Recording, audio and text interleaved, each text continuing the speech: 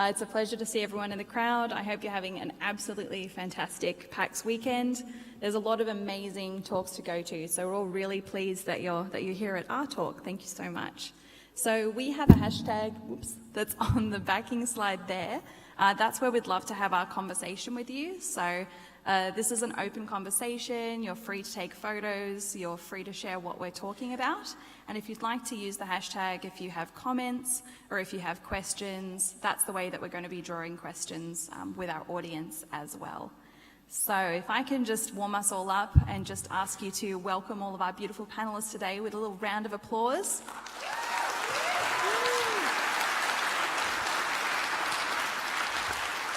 And what I will get my panelists to do is just starting from Carrie and going down, if my panelists wouldn't mind just introducing themselves and really sharing the angle that they're coming to the indie conversation from. Yeah, I'm Carrie Sherrill with TinyBuild. Is my mic working? We might want to pick up the hand mic for yourself, Carrie, thanks. Is this better? Oh, this is better. Wow. I'm Carrie Sherrill with TinyBuild. We are an independent game publisher, but we started life as a developer with a game called No Time to Explain, straight off of Newgrounds. And we're here now representing Hello Neighbor and a bunch of other games that we've come to publish over time. And yeah, nice to be here.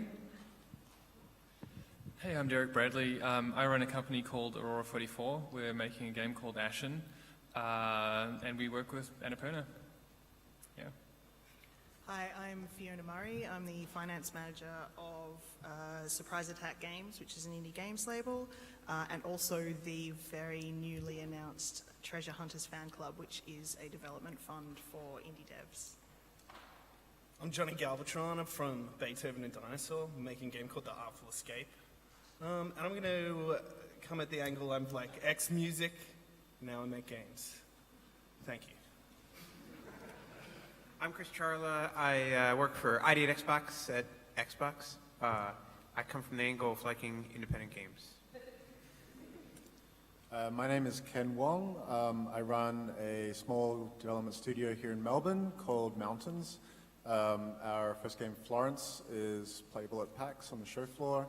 I was previously well known for working on Monument Valley, and I'm coming from the angle of being really excited about how indie games are kind of shifting the boundaries of what games can be and getting lots more different voices and talents into the games industry. Beautiful. So myself, I'm Lauren Clinnick from Lumi Consulting. The angle that I'm taking for this is that we are a marketing and PR consultancy for indie games. So we only exist as a business because indie games exist the way that they do, and that there are smaller teams that need assistance. So that's the angle that I'm coming from. I might just ask my panelists to move their mic stands closer to them because they're free form. Might just help a little bit to bring it closer. Good. So there's been a lot of conversation around indie games and what really does that label mean? It doesn't seem to mean one particular size.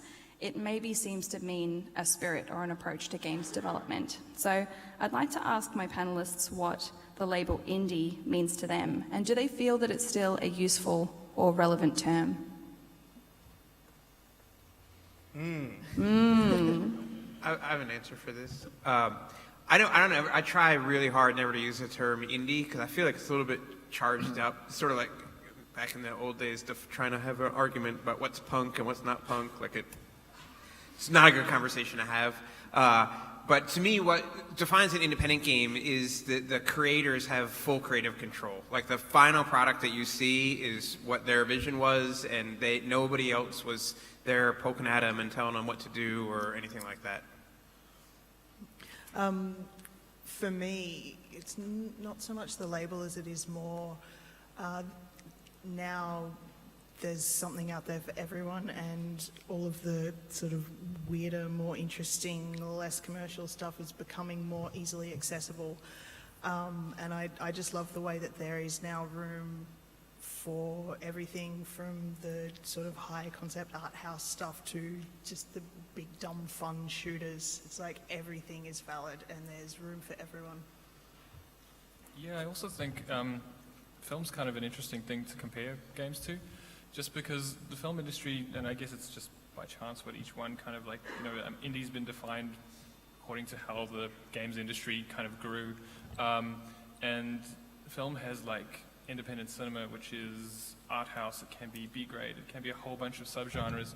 And I think to limit what indie is to kind of what we have at the moment is just something that's a part of our growth process that's going to change. And I think within that, it's kind of like what you were saying, as more voices, and kind of what Ken was saying too, as more voices become louder within the space and communities grow and are able to support those voices individually to do like whole little subgenres and things like that, I think we'll see it sort of follow what film has done too, where you get a whole bunch of interesting things to define it. I'd also, sorry? Can I have a go? Of course. I've got this kind of lofty concept of the difference between indie and AAA, which is, in the Alpha Escape, we ask a lot of questions about creativity and the expectations of creativity. There's a line of dialogue in our game, which is, an artist's job is not to give people what they want. It's to give people something they could never have imagined. And I think AAAs really need to ask their fan bases what they want. And when you ask people who aren't creative forces like what they want, they'll tell you what they've seen before. And when you have 300 people, 500 people working on a game, you have to be sure it's going to be a success. You have to give people what they want. So a AAA, I think, can give people what they want, but an indie sometimes can give people something that they've never imagined. Yes. Yes. That was cool. So I do feel that everybody in the room would be a fan of independent games. If you're a critic or if you're super against indie games, we'd love to have a chat to you in the hashtag. So can I just see a show of hands? Who here identifies as an independent in their creative field? So there's a few of us. Who would like to be an independent in their creative field? Beautiful. Yeah, I think it is something that a lot of us are in this room because we are inspired by examples of independent creative output that we have seen. So we have seen that independent games offer a lot of opportunities, but there are a lot of risks. I'd like to talk about the opportunities and the benefits for a little while, and just ask my panelists what they feel the benefits of the rise of indie games are for consumers, but also what are the benefits for yourselves as creators? Ken? Hi. Sorry, that was like the benefits of like being independent, like doing independent. Benefits of this new age, really, for Right. consumers or for creatives.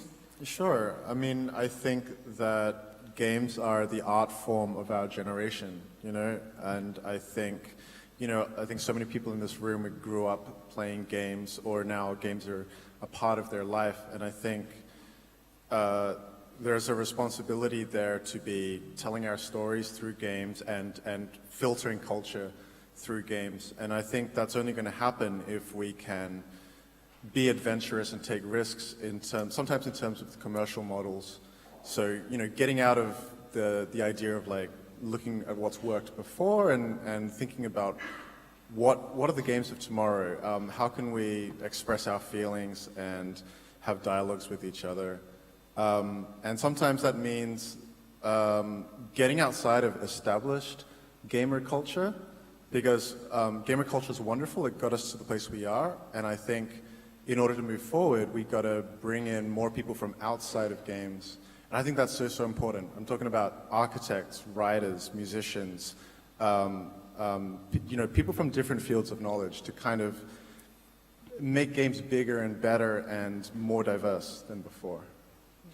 Yeah, just speaking as platform holder, for us, games from independent developers are crucial, right? Like when somebody turns on their Xbox, we want to make sure that she or he has access to like a huge, broad, diverse array of games, and not just, a bunch of games that all seem the same. So for us, without the games that independent developers bring, like our platform would be boring, so they're essential.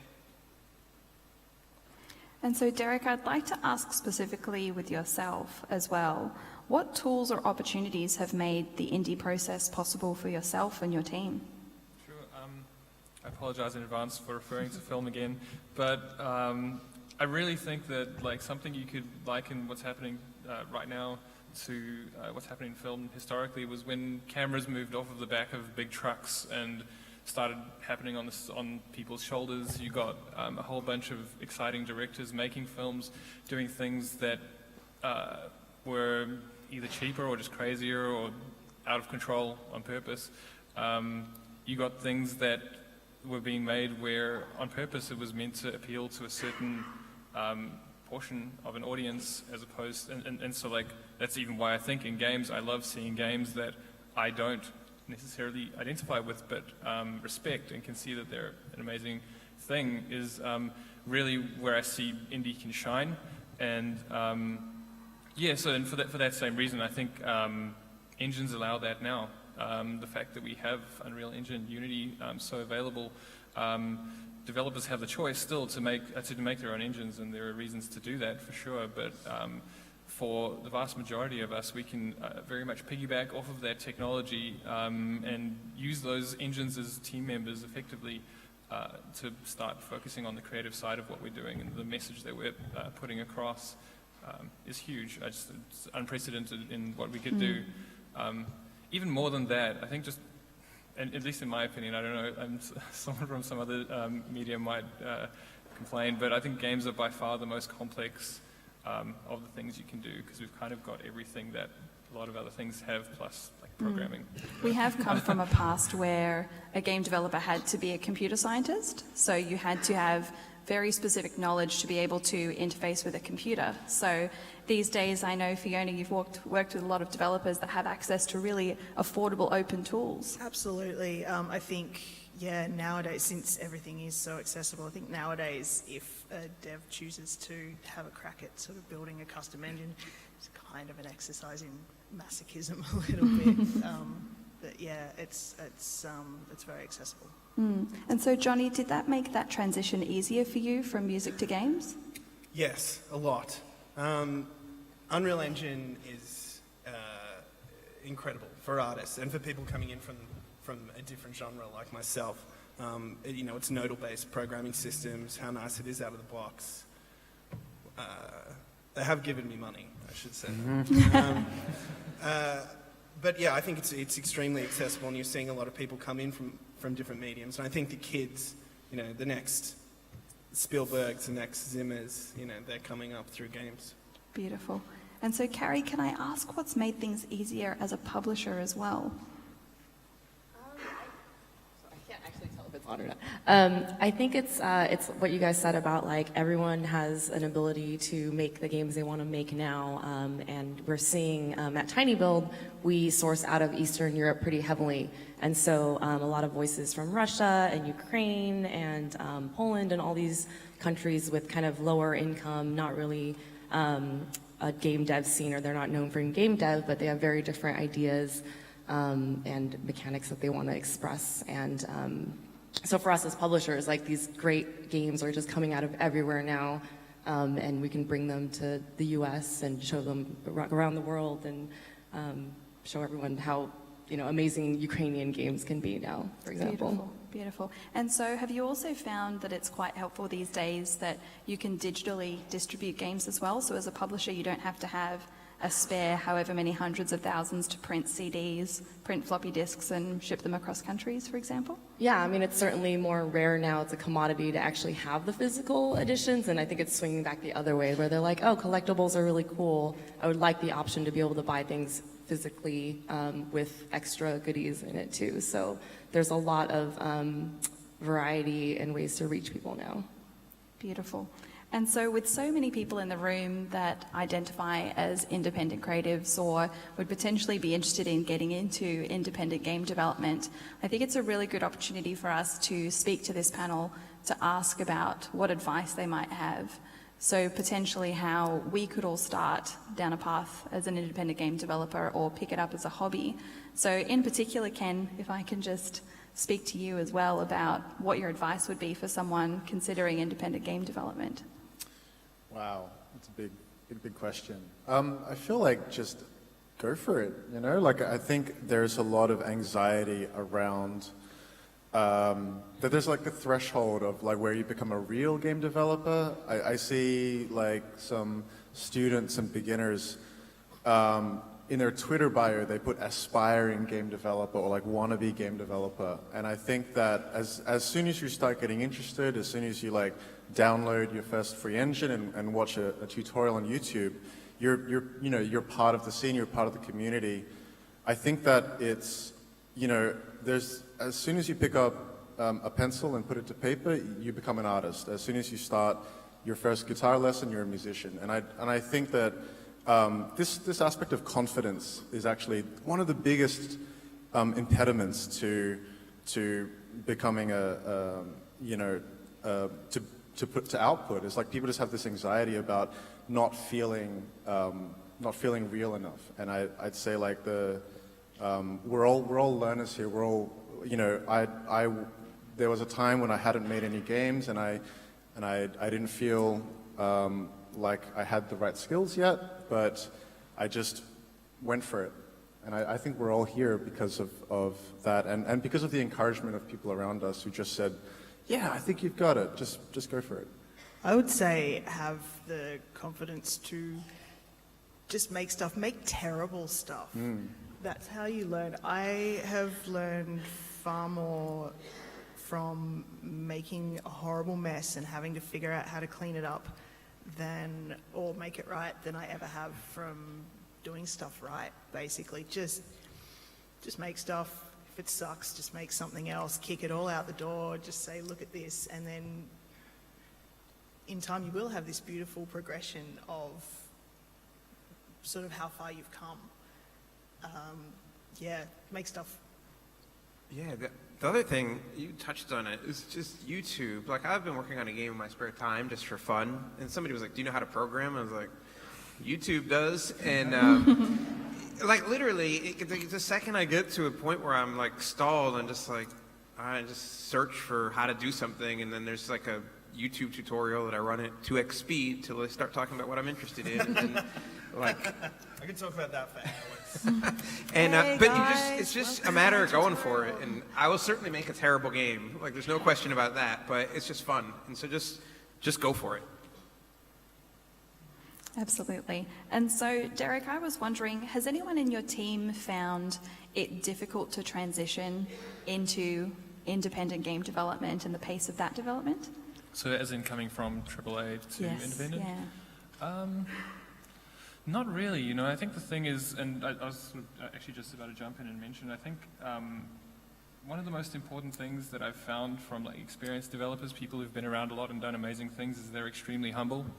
And I think that slots in really well with going to do indie development. And if anything, the advice I'd have for anyone coming in is to look at someone who could have worked on The Lord of the Rings or The Hobbit or things like that, and then go work on a little indie game and feel completely fulfilled. And that's largely because they have a voice and they want to express something. But at the same time, they bring a lot of humility to it, probably because they've had a lot of reviews where, like, they've just had to redo stuff again and again and again to reach that AAA standard wherever they worked. But it's definitely a soft skill that I think just goes across everything perfectly, is just humility. Absolutely. So I think among many of our panelists, we would like anybody to go in, with an open heart and with an open mind and being open to making mistakes as well. But also, I think before you've started and before you've got cash burn, where you're spending money on a rent, spending money on salaries, it's a great sort of golden opportunity to do research as well and, write a business plan, write design documents. Once you are past your experimentation stage, if you would like to become a commercial independent developer. And when it comes to business and when it comes to finance, I'd just like to ask Fiona, being the, what do we call it, the financial... Finance manager. Finance, my yeah. title usually Yep, is. absolutely. It's changed She's a bit just over the an years. absolute master of spreadsheets as well. So I'm curious, Fiona, what financial knowledge do you wish more independent developers knew when they started? It's not so much specific financial knowledge, it's just basic business awareness. As I just said, go forth, make stuff, make terrible stuff, learn from it.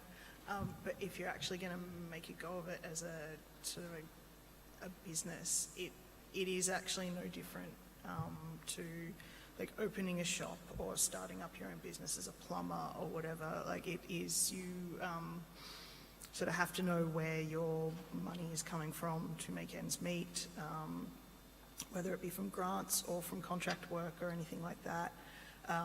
Basic just knowledge of what your tax obligations are, and how to run an accounting package as well. A lot of those, funny as with game engines, a lot of those have become very accessible now, and they're not just like for accountants by accountants, which a lot have been in the past. But yeah, just making games is awesome, but running a business is difficult. So it's sort of nothing to be sneezed at. It's something that you need to be aware of going in if you are going to make a go of it professionally. Something I think about that too is like the word business almost is at odds with the word indie sometimes Yeah, in I know. people's minds. And I think a really good way, if you're thinking about it in a genuine way, is if you've got a team of people counting on you and you want to nurture them and look after them as well as you possibly can, it's your responsibility to be good at business. Yeah. Because you're getting it from the angle of wanting to look after these human beings who are real, who you care about. Absolutely. And that is a lot of pressure. Like if you're in a situation where someone's livelihood can depend on you and you sort of getting it right, it is a lot of pressure. Absolutely.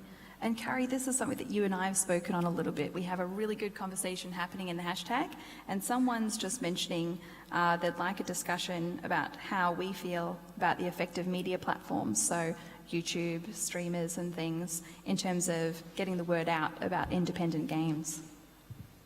Yeah, I mean, we've pretty much, I think all of the experience where press is not always on your side as an indie. It used to be cool to be like, oh, you're an indie company, you're doing this thing. And now it's like everybody's an indie. There's, I don't know, like 100 games coming out each week on Steam. You're no longer special just because you're an indie. So YouTubers and streamers in that regard have been, for us, kind of our main outlet for news and press and buzz about our games, especially with Hello Neighbor. They are the ones who are your super passionate fans. They're the ones reaching other people for you and playing the games and being really genuine about how they enjoy things. And in a lot of ways, they also inform, if you watch them and can interact with them carefully, like that's your marketing. And that also can feed back into your game design. If you see how people are playing your game in a way that you don't expect, you know, whether you do it at an event or you're watching streamers, maybe you want to start designing a little bit towards that.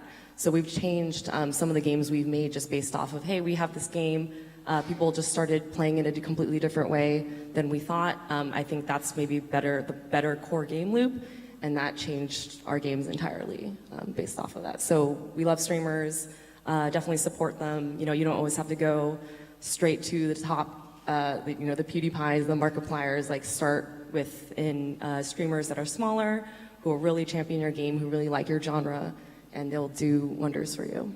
Fantastic. And so, Chris, with the ID at Xbox team, is the team checking out streams and YouTube and things like that and getting some inspiration from there in terms of your developer conversations? Oh yeah, absolutely. I mean, we check out every avenue that we could discover a game on. We're there. But yeah, streams for sure. Although usually by the time a game gets to the point where it's streaming, it's well in development, and we typically would already be talking to the developer. Absolutely. And so, Johnny, with The Artful Escape coming out, does the team have a strategy towards content creators, streamers, YouTubers so far? We're signed to publisher Annapurna, and I will call them up, and I will ask them that question. Thank you. And Ken, yourself also being published by Annapurna, are you excited to see people playing your game on YouTube? I'm excited about that. We're actually making like a really short game, and so like if people do a Let's Play, I think they're actually going to probably finish the whole game in that sit through. So I think, you know, it's probably not the ideal game for streaming, and I think that's okay. Like I think indie is often about not trying to check every box. So I think, you know, there's a lot of games that I really love that stream really well, and we're making something that's, I think, going to be more challenging. But again, it's going to be up to Annapurna about how they're going to make that happen. And that's, I mean, I think one of the interesting things about the situation we're in is we actually are working with a publisher but we still remain very creatively independent. And one of the exciting things about Annapurna is they really respect that, and they're allowing us to have a lot of that creative freedom. They're just there to try and support us and help us with things like streaming. Because, we're indies, we don't always know what we're doing, and sometimes we need a little help. I don't know what I'm doing. That's right, as long as you listen to the people who do. With streaming, you would be surprised. You know what went over massively well with streamers? When we put it out, Hacknet. We released a game a year ago called Hacknet. It's a hacking simulator, and it's all just text on a screen, basically. It's really cool. It's narrative, very narrative-driven. It's my personal favorite thing still to this day that we've actually put out on the label. But it's text on a screen, and for some reason, streamers loved it. So don't discount anything necessarily. You'll be surprised. Really exciting. And so we've had a question from the hashtag about some tips when it comes to working remotely with the rest of your team. And so Carrie, speaking about Europe, I feel like you'd have some experience there. Yeah, we're a super remote team. We've got offices in Seattle, the Netherlands, and even the people who are in Seattle don't necessarily work at the office. And all of our developers are from around the world, so we're all in different time zones. We have some developers here, Europe, South America, like US. So it's, I don't know, like, for Tiny Build, we're pretty also hands-off. Like, we don't really, we're not there, day to day in the developer's business. So it's just about communicating. Like, we have Skype groups with all of our different dev teams, and we do a lot of play tests. So I guess that would be the thing, communicate through play tests, as often as you can. If you can do weekly play tests to see kind of what's going on in those builds, look for emergent things as they come. Otherwise, yeah, a lot of communication, I guess. It does seem like that's a universal factor, and that these days technology does help that communication a lot. I know us in the room will often have issues with Australian internet, which makes it really difficult sometimes to have that Skype call, to have that video call. So that can be really difficult. But basically for the creatives on the table, what really has surprised you as being a challenge in indie development? Has there been a challenge that surprised you? Working with people. Surprisingly challenging? Yeah, I don't know. That's not really my forte. I'm more of a artist and product person. Like, I like putting together, a great bit of gameplay, a bit of something that's going to entertain and make people feel things. But I started my own studio like a year and a half ago, and the most challenging aspect of that has just been like getting a new team together, and we didn't know each other before, and so we had to learn how to communicate together, how to read each other's processes, and get onto the same page and pull in the same direction. And that's actually been a lot of the effort and challenge. It's almost like making the game is like simple in comparison to managing and working and compromising as a team. And we were talking before about the relationship between indie development and money. And I think the more time that you can spend learning how to make games before money becomes an issue, the better, because there's so much you can learn about just like team dynamics and making mistakes and your confidence and communication. That's all things that we constantly have to improve on. And you want to kind of do that before the pressure of money comes on. Absolutely. Any other surprising challenges? I think probably, yeah. It's kind of similar to what Ken was saying, but I think one of the issues is, as indies, our companies evolve quite a lot, and it's probably exactly what Ken was going through, where we started as a team of 2 people, and now we've got a whole studio, but each step along the way has almost been like going into a cocoon and like exploding out of it, and like figuring out there's these whole other bunch of things you have to do. You start worrying about production and doing all that kind of stuff, having people looking after finances properly. Each thing is almost like these revelations, or there are even things that are not needed at the smaller state, where at the bigger state they become absolutely crucial, and things can just absolutely fall apart if you don't catch them. Is really tricky. And I'd say the best answer to it is really to listen to people, to talk to mentors, to find people who've done it, people who've been through that sort of thing recently. It's a great way to go Absolutely. about it. I think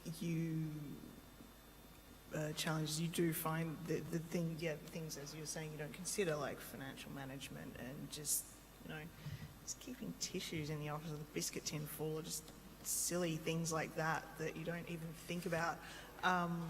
You end up, coffee. Oh God, how can I forget that? You end up wearing a lot of hats. You end up learning a lot, and you have to, just wear a lot of different hats, which actually, if you're not careful, can take you away from precious time spent making the game.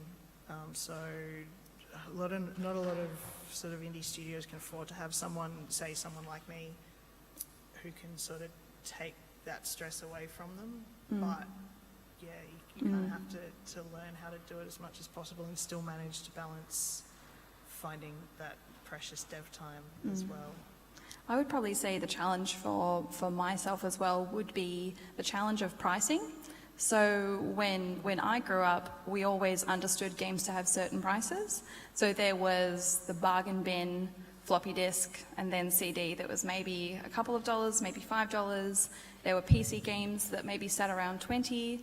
Then when there were AAA games, they were 100. But I knew my own pricing expectations, and now we've just seen pricing just get pulled apart. And that's not just a negative, that's a positive as well. It means that we've broadened the kinds of people that can play our games and get people into a game otherwise that might not have made a purchase, especially with free-to-play games as well.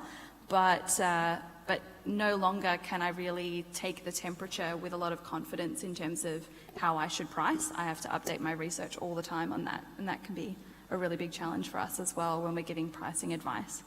And so we are sort of having that money question. There are several people in the hashtag asking about job security, being an independent game developer. This can be a sensitive topic as well. The people that are on this panel, we're all professionals that are in the industry.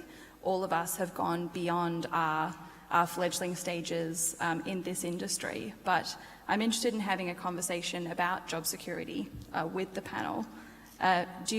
To be an independent game developer, do you have to kiss job security goodbye? I'm kind of a weird sort of anomaly in that I have a there's not really anyone like me. I have a weird skill set and I've kind of fit into my niche. So look, there was a time when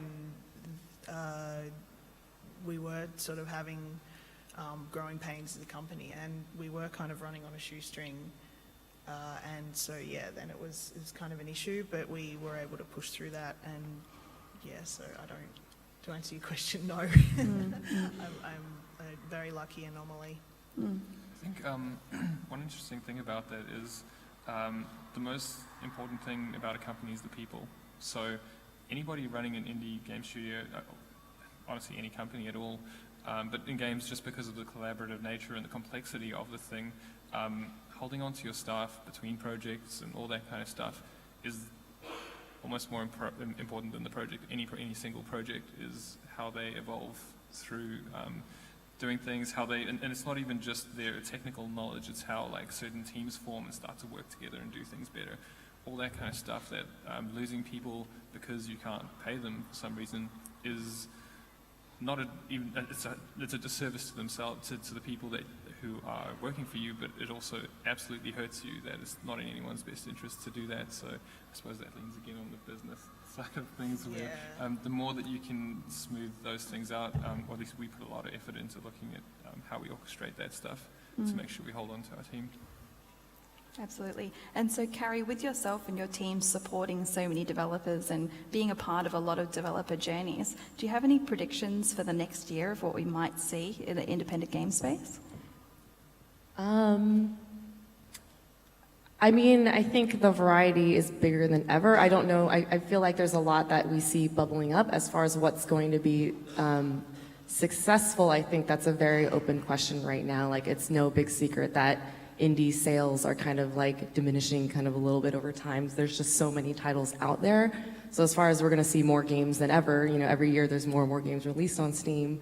In terms of what is going to bubble to the top, or I don't know, it's a little bit of everything, and that's why, I love indies the most right now, is because there's going to be games that come out, and you're just like, I never thought of that as being something you could play, like, that Dragon Cancer, like, who thought a game that serious was going to be that big of a impact, but it's going to be a surprise, I think, for all of us to see what comes out in the next year. That was a no, but But the it's a surprise. excitement, yeah, the excitement for that as well. And Chris, I'm very interested in your thoughts as well, being a part of so many projects and having a team that would be really future facing as well. Do you have any predictions? Yeah, predictions. No. The biggest prediction I have is that things change so rapidly in the development community, and the independent development community doubles down on that, and that it's really hard to make predictions about where we're going to be next year, other than just to say there's going to be a ton more games, there's going to be amazing games that none of us could even conceive of right now. There'll probably be more disruptive business things, and one of the great things that I see about the independent development community is that the developers themselves are not just fantastic at reacting to that change and being successful in a changing marketplace, but in a lot of ways they're really fantastic at driving that change and being the thing that's disruptive in the marketplace. And so it just going back a little bit to the job security question, it really gives me hope. I don't meet a lot of unemployed developers. It doesn't mean that projects don't fail or that studios don't close down, but you're learning so much as a developer being involved in those projects that one of the beauties of game development is that there aren't a lot of really harsh penalties for failure. Like, you don't get kicked out of the game industry because you worked on a game that didn't hit. You just come back in another form. And so I'm very hopeful about where things are going, even though sometimes locally there's some unhappiness or bad news. Sometimes it just means that you can't give up your day job just yet, but keep going. And so, Johnny, just in terms of what we're looking at in the hashtag, there's a lot of interest in terms of the skills that new developers should focus on. Are there any even personality traits or skills that you'd like to see among more indie development hopefuls? Wow. Skills.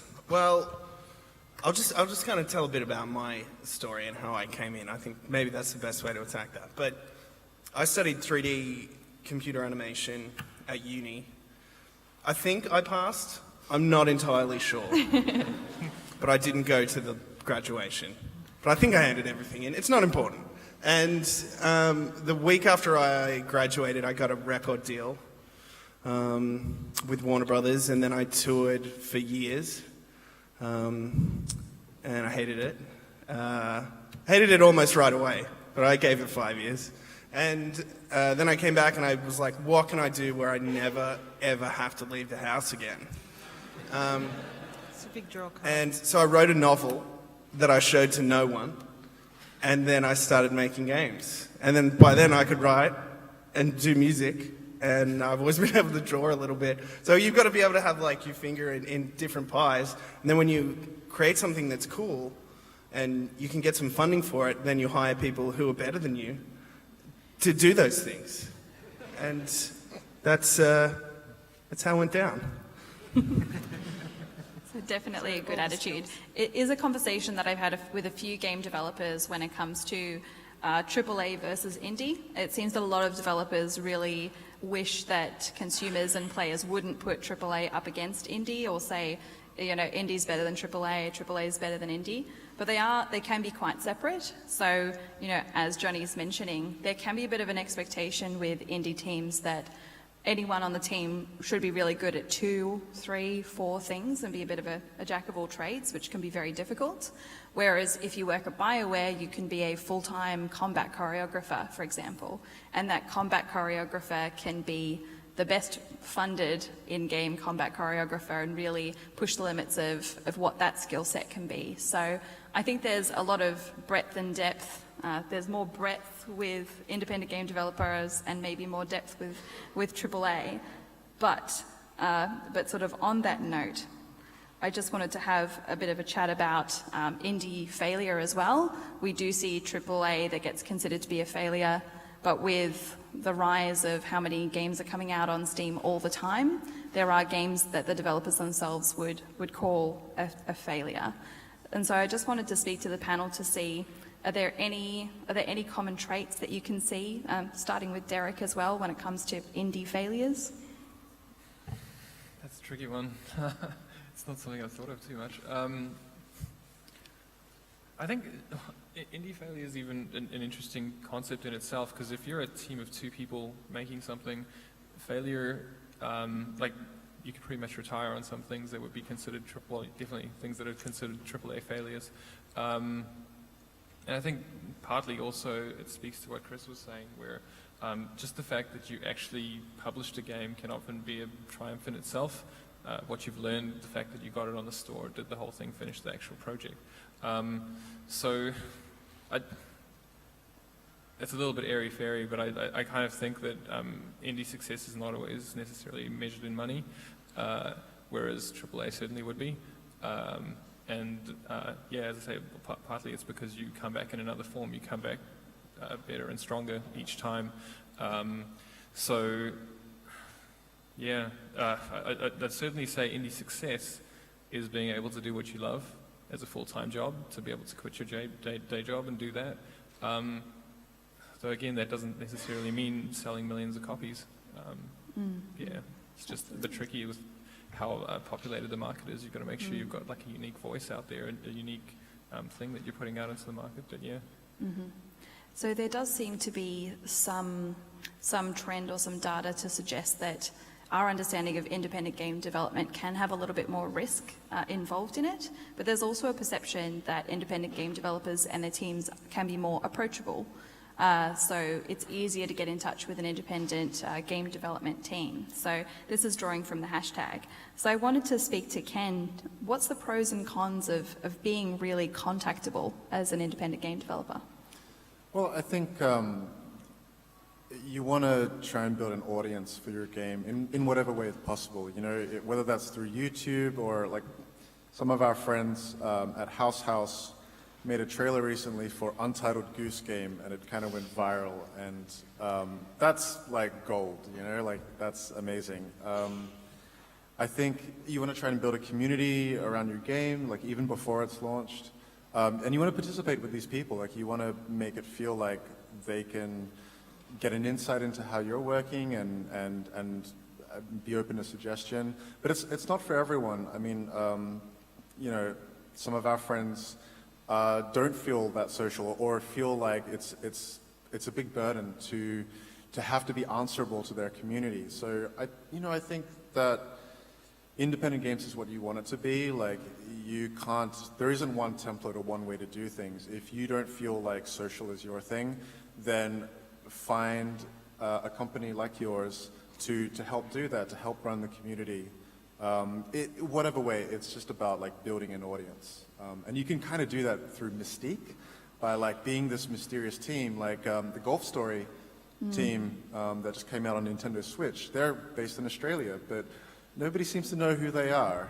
They're very elusive. Definitely very, very tricky. And so, Carrie, as well, I just wanted to again draw on the hashtag as well. The role of publishers and being a publisher in the age of digital distribution and self-publishing and things like that. It seems that publishers are able to do really close, supportive activities with game developers and almost help design in tandem sometimes on some elements. So, do you see publishing changing much over the next year? I mean, I think it's been changing. I feel like my thought is everybody's a publisher these days. Like anyone who wants to be a publisher and can call themselves a publisher now. We definitely see a lot of indies doing that. I think the benefit of publishing is that you get to act as a mentor. So after you've put out your first game, you've made a ton of mistakes, or maybe you put out your 10th game and you made all your mistakes, you can really help mentor a newer indie through some of that. Just like, hey, we found that people tend to respond a little bit better. What I said about playtesting, it kind of goes to your open community question. Like, let's throw it out to the community in an alpha and see what they do and see how they play that. Are you open to that type of feedback? So it's helping guide new studios through this ever-changing landscape that really just changes day to day, and helping them like understand, should you actually worry about press? Do you want to talk to streamers? Should you bother with a social media account, down to design and distribution and all that? Absolutely. And so we also have some questions about creative process. So as we come up to about the last few minutes or so, if there is anything that you'd like us to discuss, just hop in the hashtag and bring it up. But otherwise, I think we might have a little bit of time if people would like to come up and have a conversation. Otherwise, I think all of us will be here over Sunday, so you will be able to come up and have a chat to us online or in person. But talking about the creative process, so Johnny, coming from music as well, I feel that your background in music has probably helped you bring a lot of innovation into the Artful Escape, which does look beautiful. But what's the similarity between sort of songwriting, music, and that kind of development when it comes to concepting the Artful Escape? Yeah, well, I never really played a music game that felt like playing music to me. Like playing Guitar Hero, where the notes are flying at you is... How maddening is it? I've never played a gig like that. Do you keep trying to play stuff that's not there? Yeah, and it should, playing Smells Like Teen Spirit should be effortless, because it's very simple. But it gives you this immense sense of power. There's an immense sense of grandeur when you can hit that crescendo, and I wanted the music within the Artful Escape to be that sense of power. If I can bring it into an effortless way that made you feel like you were a virtuoso.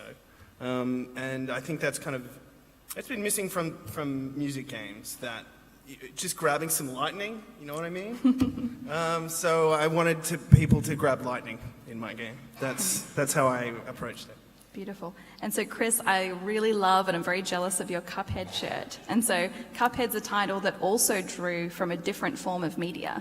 So we have had some conversations in the game industry that a game inspired by a game inspired by a game can get quite derivative. So the games that draw outside of the medium, so Firewatch being inspired by graphic illustration, Origami being inspired by calligraphy, and then Cuphead being inspired by 1930s and 1940s cartoons as well. Would you like to encourage more game developers to look at different forms of media? Yeah, but for sure. But I think that developers do that themselves. I have a really. Sometimes people will come to me and say, "Hey, what kind of game should we make?" And it's a really hard question to answer. Make whatever game you want. I'll tell people what genres are performing well or performing poorly, so they can understand that. But I think the best games come when a developer,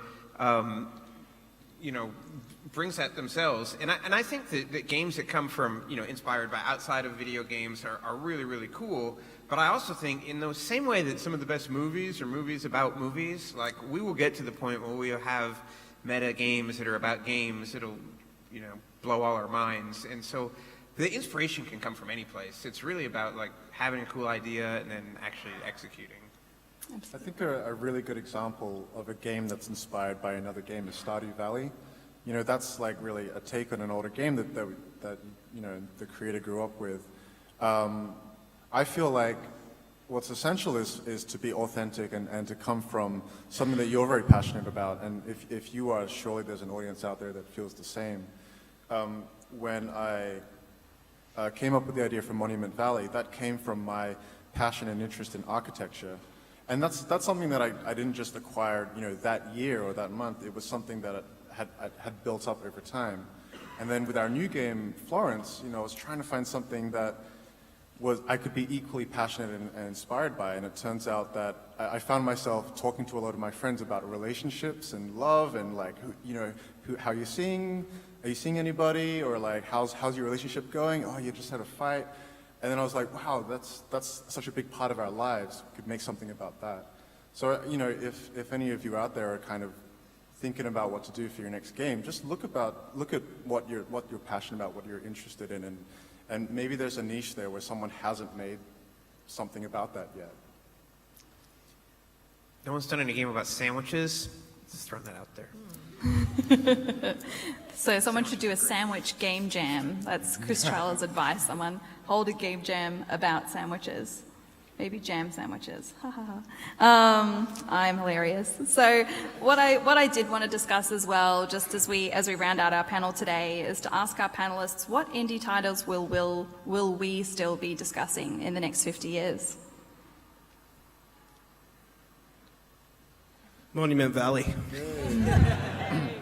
I'll throw out Fez, Inside, and Cuphead as game. I mean, there's tons more, but I think in 50 years we'll still be talking about those games. Inside. The end of Inside. Yeah. It's amazing. Do you have the same look on your face as me? Pure terror. So much to unpack. How about you, Carrie?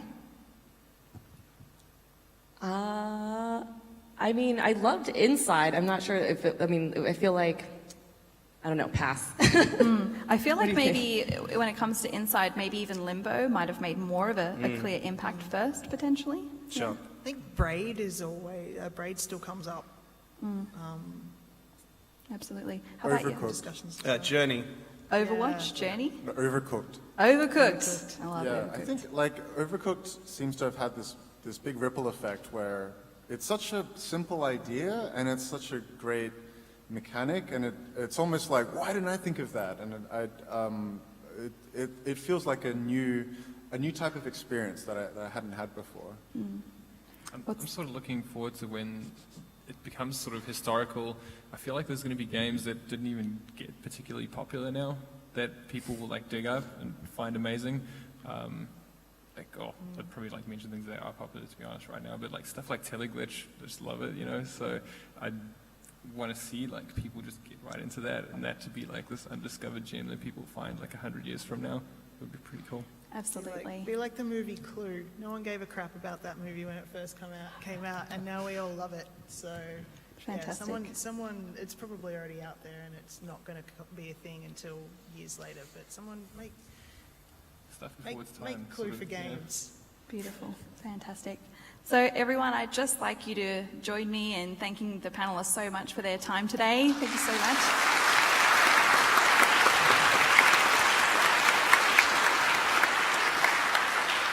And so there were so many questions and so many great points that we weren't able to get to. So I'll definitely be in the hashtag. I think my panelists will also hop on Twitter as well and have some conversations with yourselves.